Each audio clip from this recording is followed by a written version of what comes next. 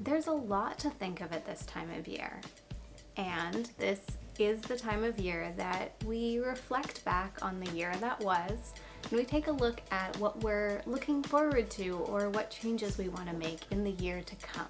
Over the years, I have played with tons of different ways of setting goals and creating a vision for the year to come. And finally, last year, after discovering human design, I figured out a way to plan ahead without planning for the manifesting generator energy type. And in today's video, I'm going to share with you this tool that I use to plan out my year in a way that works best for being a manifesting generator. That said, this is not only for manifesting generators, as most of us have a hard time sticking to goals. So I developed this for me as an MG, but that does not mean that everyone won't benefit from this. Hello and welcome to, or welcome back to, the Simply CA. My name is Alana, and on this channel you are going to find the tools, the tips, the tricks, the resources, and the coaching to help you create the life that you truly want, the life that is truly authentic to who you are, and to own and really embody that person. We do this through human design lifestyle coaching videos, yoga and fitness videos, as well as whole food, plant-based nutrition videos. If you enjoy this content, please remember to give it a thumbs up, as well as click on that subscribe button and the notification bell so you know every time I post a new video. Today we are going to get into not only a little human design, but also on the broader scale, reflecting on the year that was, as well as looking forward to the year that is to come. Apparently, 80% of us drop our New Year's resolutions by about mid-February. Even as a coach, I have dropped my goals, my vision, and no matter how many different styles and ways that I utilize the tools that I know, I don't always succeed in maintaining my focus through the year. Over the past couple of years, I've developed this way that increases the likelihood of sticking to and maintaining my goals and my vision for the year. And that's what I'm going to share with you today. So about 2 years ago, I was working with my clients looking at the year to come. That was 2019. Feels so far away. And at that time, we started talking about a theme, or like a threefold focus for the year. What 3 things are you going to focus on for the year to come? Big bucket items. These are, I want to spend more time with my family, or I'd like to improve my health, or finishing a massive course or some sort of certification. Those big ticket items that really could take your focus for the year. So the first step in this is to take a look at what you want to look back at the end of 2021 and see you've accomplished, or that you've put your intention and your focus into. So these aren't your goals, these aren't SMART, these are the big ticket vision. What do you want to say that looking back you had focus and intention around?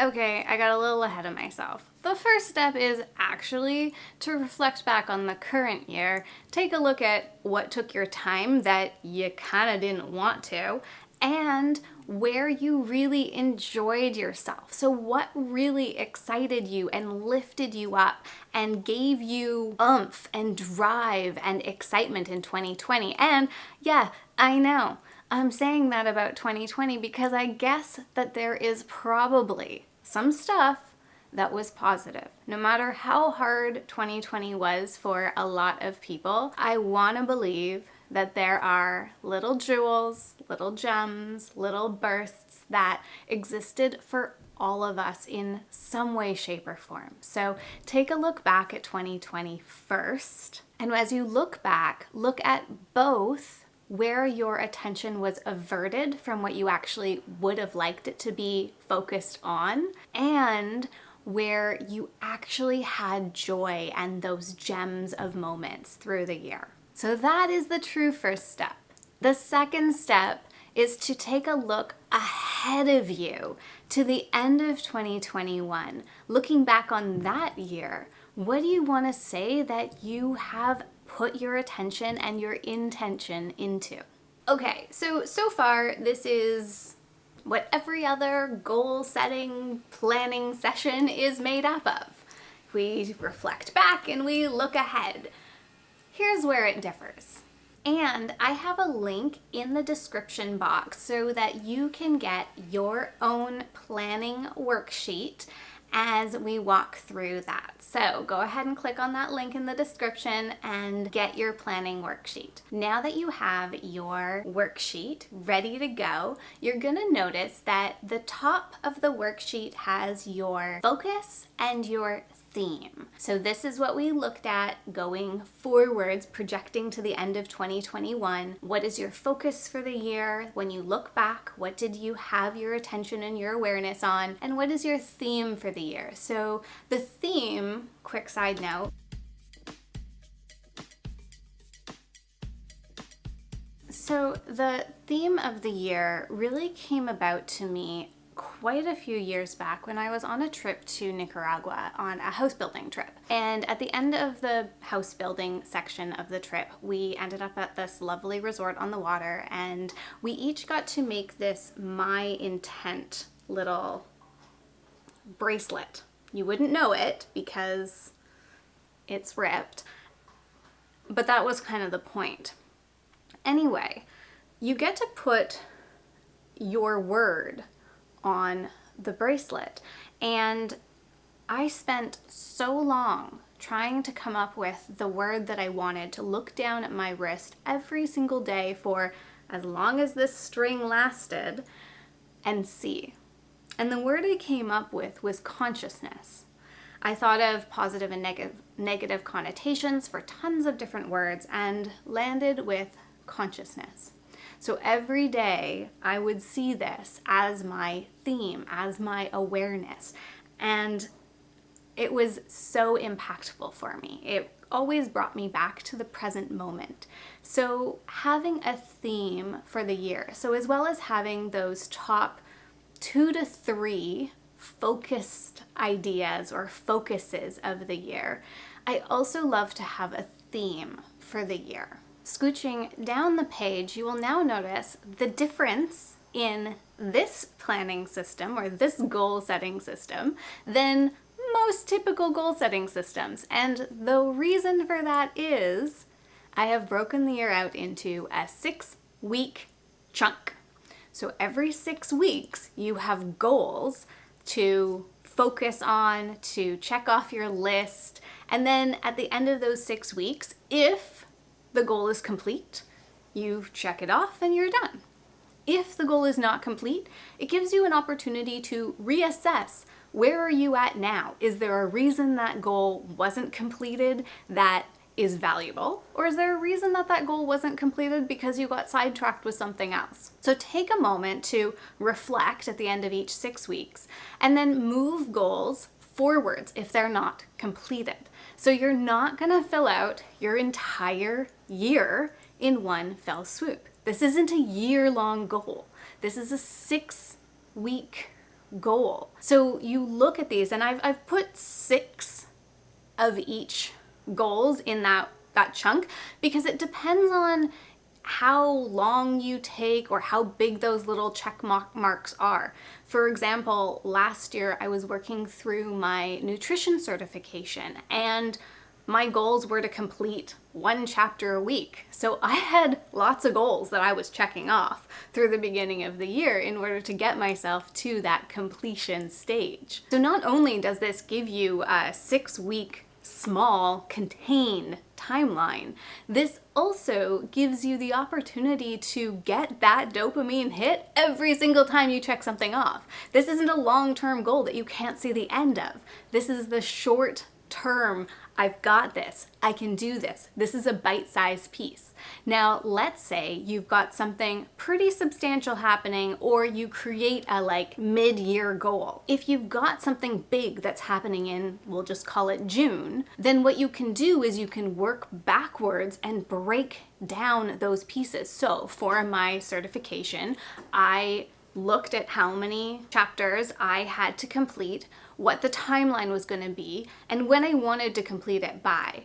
And then I broke it down and said, okay, if I do 1 chapter a week or 2 chapters a week, this is reasonable and this is the timeline that it's going to get me to. If you have something like a debt that you're wanting to pay off and you want to have that moment in that period of time where you say, okay, this is where the debt's gone, then you can break it down and you can look at the timeline ahead of it and say, well, this is what needs to happen for that goal, that bigger chunk, to be taken care of or to be checked off. So instead of saying by mid-year, I'm debt free and not having the action steps to take, this gives you the big goals as well as the action steps. So as I said, this works from a manifesting generator perspective because we typically do things quickly and move on. Otherwise, we get bored. So for me, having big, long-term, lofty goals, I didn't like it. And I'm sure that there are a lot of you out there, whether you know your human design or not, probably also don't like those big, lofty goals without the bite-sized pieces. This gives you the bite-sized pieces. And even if you don't have a big goal that you're working towards that you can bite things off of, you might instead just want to have that focus on, I'm working out every day or 3 times a week. So instead of looking at, I'm working out 3 times a week for an entire year, you're breaking it down into, I'm working out 3 times a week for this week. I'm working out 3 times a week for this week. And even within the 6-week goals, you can still have smaller goals. You can still have a smaller timeline. And that's what I want to give you with this. So I use Google Keep. And it's just an app on my phone, but it's separate from my Google Sheets and all that sort of thing.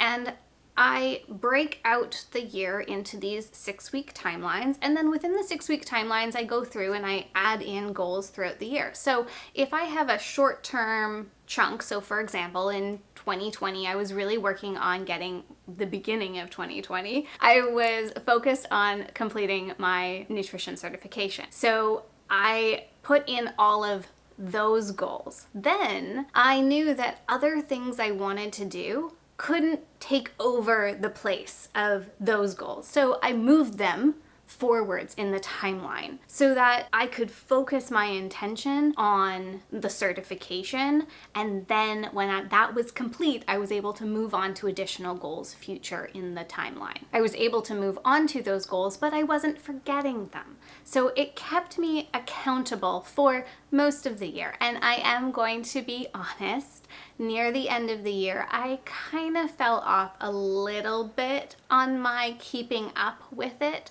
So this is also my recognition that I really did well when I had a big goal that I was breaking down into smaller pieces. And I didn't do quite as well later on in the year when even those smaller goals were a little bit more lofty. I do have a Google Sheet that you can download and save onto your phone, or if you want, you can use it as a guide for how to use the Google Keep app. It's up to you how you handle this, but this is a way for you to stay aware and in line with and focused on the things that you want to create in your life in 2021.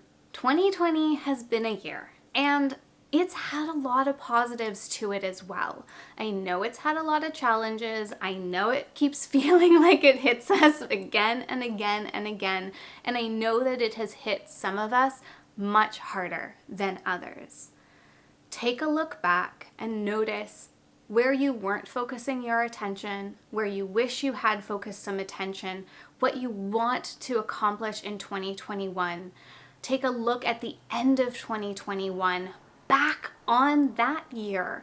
And what do you want your theme and your awareness, your focus to be on? Then break down the year into those 6-week chunks, or I've already done that for you, so there is a link in the description box where you can download the 6-week chunk worksheet. And go through just this first 6 weeks. You don't have to go way far ahead. Or if you have a mid-year goal, or if you have something big that's happening in 2021, or if you want to create something absolutely massive in 2021 and you have a date that you want to be working towards, work towards that date by working backwards with those bite-sized 6-week goals. And if you want even more, if you want to know more about your human design, or if you want a coach to be there with you for this year to come, there's information in the description box where you can reach out and we can set up a time to discuss if we're the right match. I have one-off human design readings, and I also have ongoing life coaching sessions, which does have a focus on your human design so that we're utilizing who you are naturally as the foundation and as the basis of our coaching relationship. As always, if you enjoy this content, please remember to give it a thumbs up. Let me know in the comment section what your experience with goal setting and New Year's resolutions has been and what you think about this process. And if you feel that it will be helpful, let me know in the comment section. While you're at it, click that subscribe button and the notification bell, and I will see you in the next video.